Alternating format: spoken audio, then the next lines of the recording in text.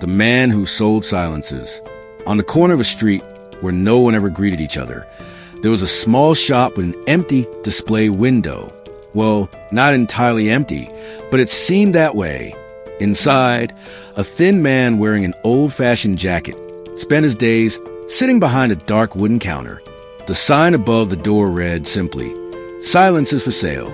The few curious souls who ventured inside would leave in silence, not out of politeness, but because they didn't know how to speak about what they had encountered there. The man offered no advice, no tangible objects. He would simply open a box, show its hollow interior, and say, "This is a deep silence, perfect for nights when your mind won't stop racing. It lasts about 8 hours, if you take good care of it." Then he would reveal a smaller box, presenting it with a touch of pride.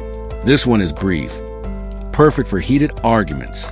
It works for 5 minutes, just enough time to keep the wrong word from slipping out."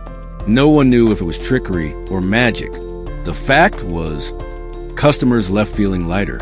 Some returned days later, with shallower dark circles beneath their eyes, buying larger silences, like someone trading a painkiller for a cure. One afternoon, a desperate man stormed into the shop.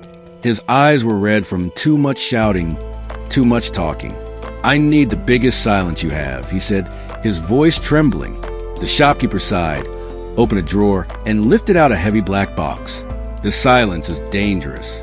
Once opened, it can last forever. Are you certain you want it?" The man didn't reply. He simply handed over the money and left, clutching the box to his chest. Days passed. On that street, something began to change. Neighbors started greeting one another. Arguments dwindled. Even the roar of traffic seemed gentler, like someone had turned down the volume of the world.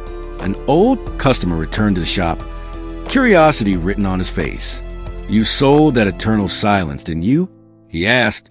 The shopkeeper gave a faint, knowing smile as he carefully closed an empty box. "I did," but he didn't just take the silence. He paused, his voice soft as dust. He took every word no one needed to say anymore. And then, as of a breeze that swept through the shop, the little bell above the door chimed on its own, leaving behind a perfect moment of stillness. The kind of silence that can't be bought, only noticed